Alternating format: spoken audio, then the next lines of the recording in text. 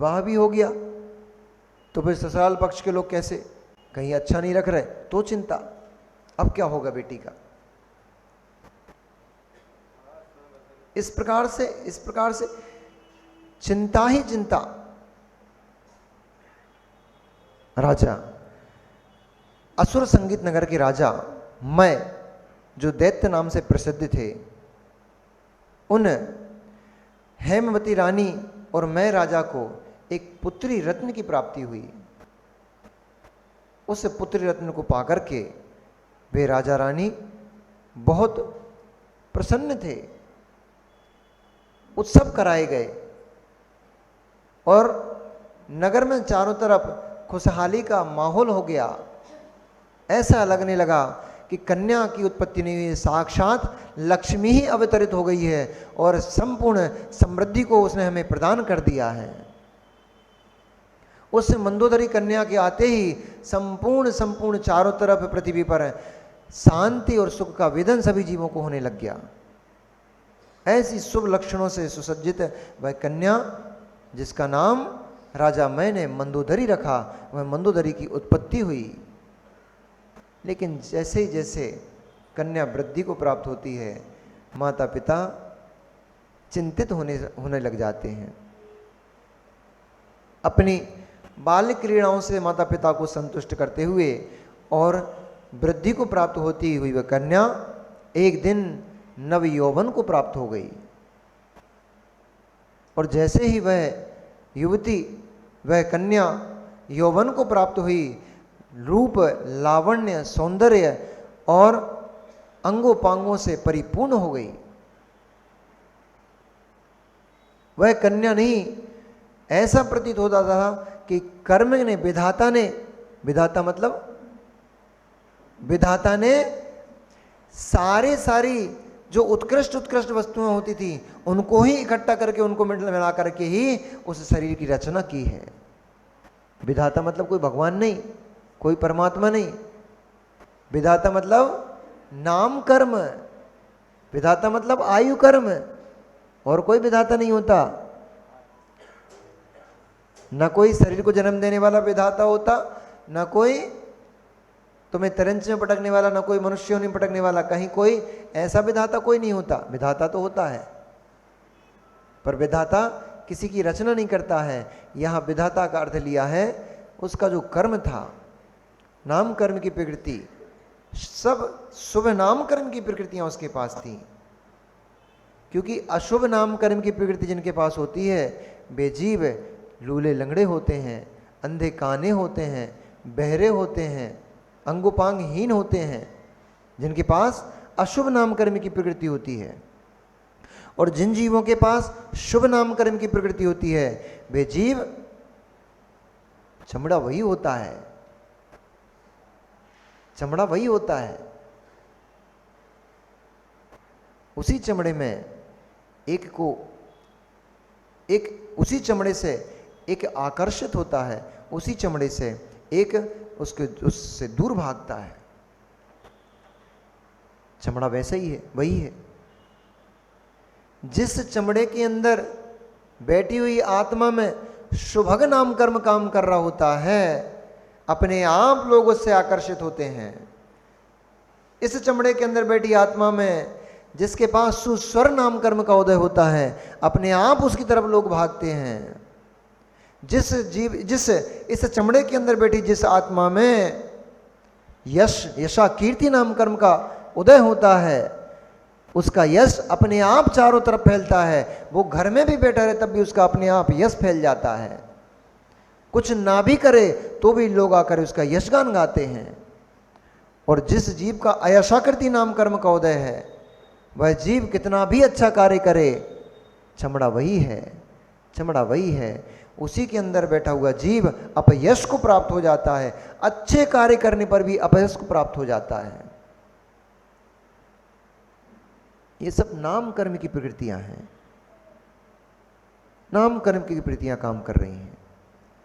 तो उस मंदोदरी को उसके नाम कर्म की, शुभ नाम कर्म की प्रकृतियों ने उसके रूप की रचना ऐसे की मानो साक्षात कामदेव की रति साक्षात ही पृथ्वी पर उतर कर आ गई हो।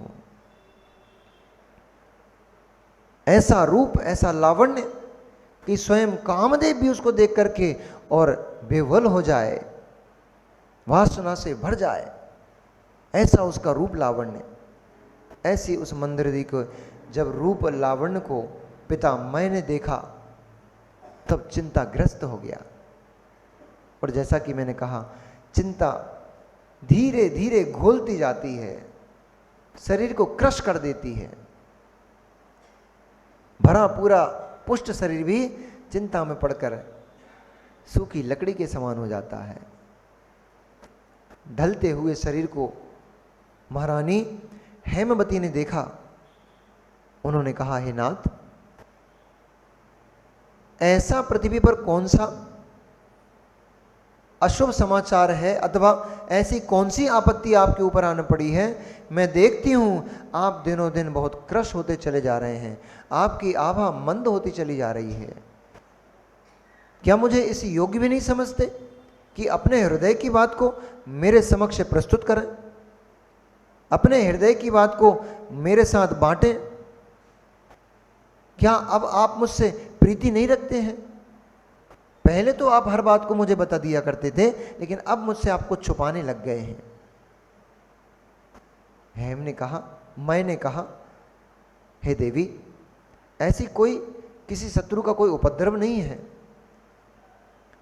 और ऐसी कोई मुझे, हमारे राज्य में सभी सुखी हैं, सारी प्रजा संतुष्ट है, हमें किसी प्रकार की कोई चिंता नहीं है। तब हेमवती रानी ने कहा, नहीं, मैं आपके मन की हर बात को समझती हूं, जानती हूं। आखिर मैं आपकी अर्धांगिनी हूं और अच्छी सच्ची अर्धांगिनी वही होती है जो अपने पति के अभिप्राय को समझती है बिना कहे ही। एक अच्छी अर्धांगिनी, एक सच्ची पत्नी वही है जो अपने पति के अभिप्राय को बिना कहे ही समझ जाती है। उसकी नज़रों से ही, उसकी निगाहों से ही पढ़कर वो इस बात का निर्णय कर लेती है कि इस समय मेरे पति के मन में क्या चल रहा है। इसलिए बोले, मैं जानती हूं कि आपके मन में कुछ ना कुछ चिंता अवश्य है। तब राजा मैंने कहा, आशु भैया, आप भी ऐसे ही कहते हो घर में, जब आपकी देवी आपसे बोलती है आज बड़े टेंशन में दिख रहे हो, क्या बात है? बोले, कुछ नहीं, एक पेमेंट आने वाला था, वो अटका पड़ा है बहुत दिन से, आज आते आते रुक गया, थोड़ा दिमाग खराब हो रहा है। वो भी समझ जाती हैं कि आपका दिमाग गड़बड़ है आज, तो फिर वो भी हिसाब किताब से ही बातें करती हैं, उस दिन ज़्यादा डिमांड नहीं करती हैं, समझदार होती हैं हमारी माताएं सब। जब देख लेती हैं आज तो पतिदेव प्रसन्न चित्त है, चेहरा खिला हुआ है, उसी दिन धीरे से बोलती हैं, सुनो जी, बाजार चलें क्या? तो जब मुरझाए हुए चेहरे को हेमवती ने देखा, वो तुरंत समझ गई कुछ ना कुछ बात तो है। उसने बहुत निवेदन किया। जब बहुत निवेदन, बहुत आग्रह किया, बहुत हट किया, तो राजा मैं कहने लगे, हे मेरे प्रिय प्राणेश्वरी, हमारी मंदोदरी अब यौवन को प्राप्त हो चुकी है, रूप लावण्य में ये बहुत आगे है, इसलिए मुझे चिंता होती है इसके विवाह की। इसके योग्य कौन ऐसा वर होगा जो इसके योग्य होगा? मुझे हर पर हर समय इसके विवाह की चिंता सताती है। तब उन्होंने कहा, क्या आपकी नज़र में कोई ऐसा व्यक्ति है, कोई ऐसा राजपुत्र है जो हमारी मंदोदरी के लायक हो, सभी गुणों में, सभी तरह से जो हमारी मंदोदरी के लिए उत्कृष्ट हो? ऐसा कोई वर आप अपनी निगाह में रखते हैं क्या? हेमवती ने क्या कहा? सबके लिए सुनने लायक बात है ये। हेमवती ने कहा,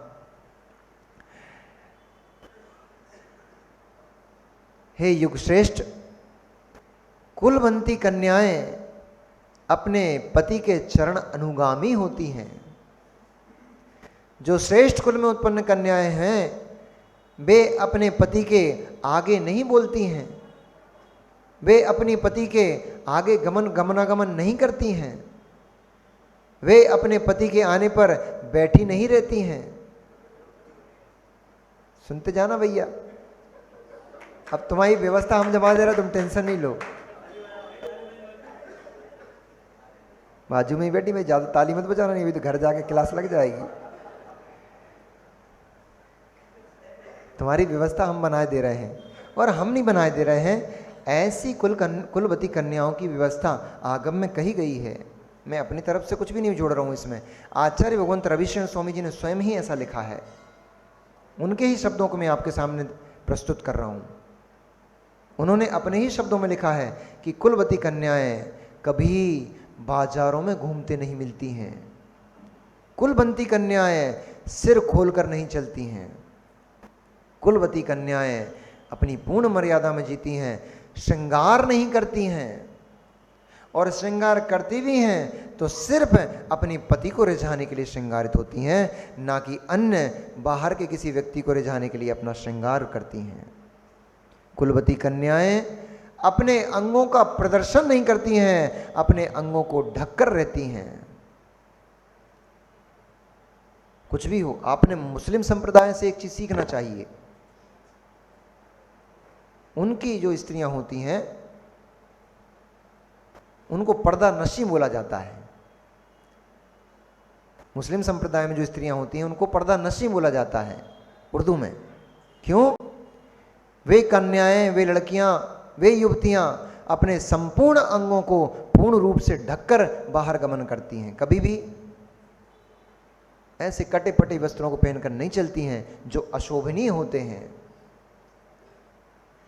इसलिए अच्छी जगह से हमेशा कुछ ना कुछ सीखना चाहिए। अच्छे स्थानों से जो कुछ अच्छी सीख मिलती है उससे हमेशा कुछ सीख लेना चाहिए। हमें उनसे यह सीखना चाहिए कि कुलवंती कन्याओं को कैसे निकलना चाहिए।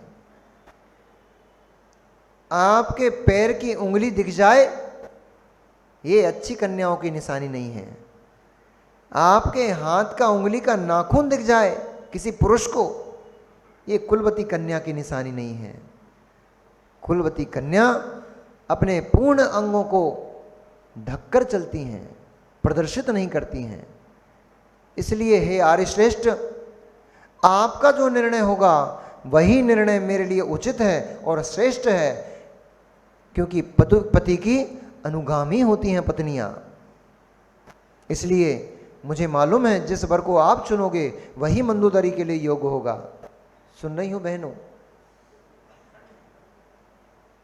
जो पिता आपके लिए चुनेगा वही श्रेष्ठ होगा, क्योंकि पिता ने जमाना देखा हुआ है, दुनिया देखी हुई है। आप अभी जमाना दुनिया के बारे में कुछ भी नहीं जानते हो। युवा भाई आप लोगों से ही बोल रहे हैं, नहीं तो बोले बहनों से ही बोल रहे हैं, हम लोगों से कुछ नहीं बोल रहे हैं, हम तो अपनी मनमानी कर सकते हैं। समझ रहे हो? जो पिता चुनते हैं वही श्रेष्ठ होता है, जो माता पिता चुनते हैं वही वर श्रेष्ठ होता है, वही वधू श्रेष्ठ होती है, क्योंकि उन्होंने दुनिया देखी हुई है। पहला का जमाना समय हुआ करता था जब फूफा, मौसा, दादा, ताऊ, ये सब लोग, मामा आदि लोग ये कन्या को देखने जाते थे। अब तुम लोग जाते हो आजकल, ये हमारे नितिन भैया चले गए, खुद गए, खुद देखी दाखी और ले आए। कहा देख के लाए तुम? चेहरा देखिए और ले आए। अरे नितिन भैया तो उदाहरण मात्र है, नहीं तो सोचो नितिन भैया घेर लिया। ये तो अरे समझ रहे हो आप? देखो साहुला जी ऐसा है, कभी कभी दूसरे को धक्का देते अपने पैर फिसल जाता है। थोड़ा ध्यान से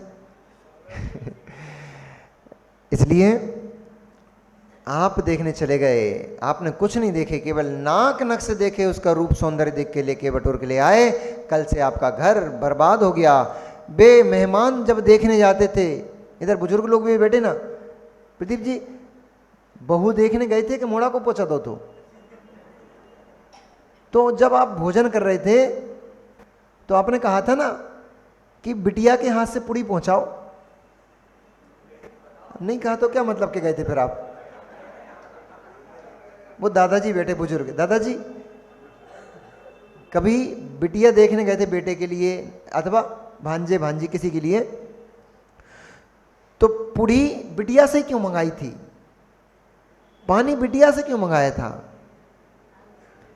क्योंकि चाल चलन पता पड़ जाता है, और चाल चलन से कुल की और उस परिवार की पूरी हिस्ट्री आपके सामने आ जाती है।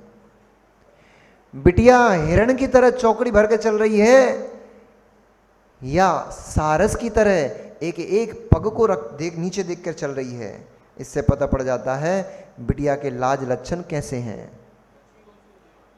बिटिया अपनी आंखें कहां घुमा रही है?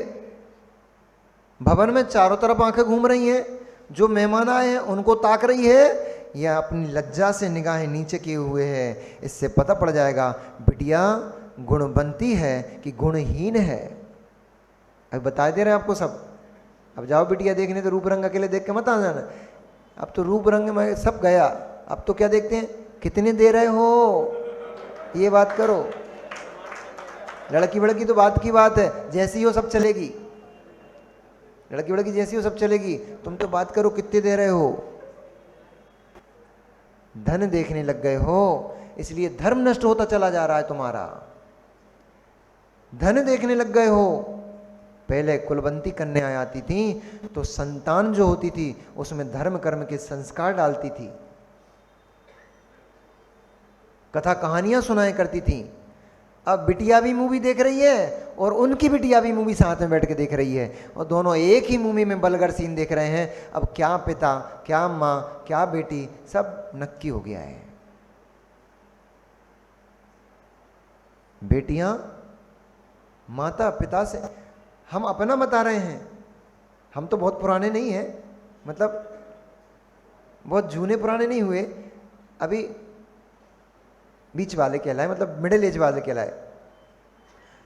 हमने अपने घर में देखा, हमारी जो गृहस्थ में जो बड़ी भाभी थी, उन बड़ी भाभी ने, हम जब तक हम घर में रहे, जब तक हम साधु नहीं बन गए, मतलब जब तक हम ब्रह्मचारी व्रत संघ में नहीं चले गए, तब तक हमने अपनी भाभी को कभी अपने पिताजी से बात करते नहीं देखा।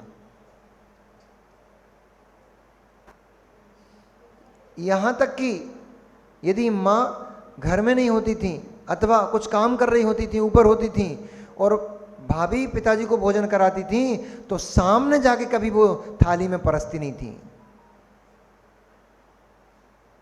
चम्मच से, बड़ी चम्मच होती है ना, जो झरिया बोलते हो आप, झरिया, गेट के पीछे से वो झरिया से पिताजी की थाली में रोटी रख देती थी, साइड से बैठ करके वो कटोरी में सब्जी रख देती थी, सामग्री जो देना होती थी। इतनी मर्यादा, बहुत पुरानी नहीं है, बूढ़ी ठेड़ी नहीं है, अभी भी युवा है। इतनी मान मर्यादा, इतनी मान मर्यादा में जी हैं, तो आज पूरे पूरे कुल में, हमारे पूरे परिवार में आज भी उनका नाम लिया जाता है। बहुएं आई हैं तो पूरे परिवारजन प्रशंसा करते हैं, बहुएं तो इनकी हैं, मर्यादा में जी हैं। इसलिए हमने अपने बड़े भैया को कभी भी पिताजी से ऊंची आवाज में बात करते नहीं देखा, बात ही बहुत कम करते हैं। हम तो फिर भी छोटे घर में रहे तो थोड़े लाड़ प्यार में पले, तो पिताजी से बोल बतिया भी लेते थे,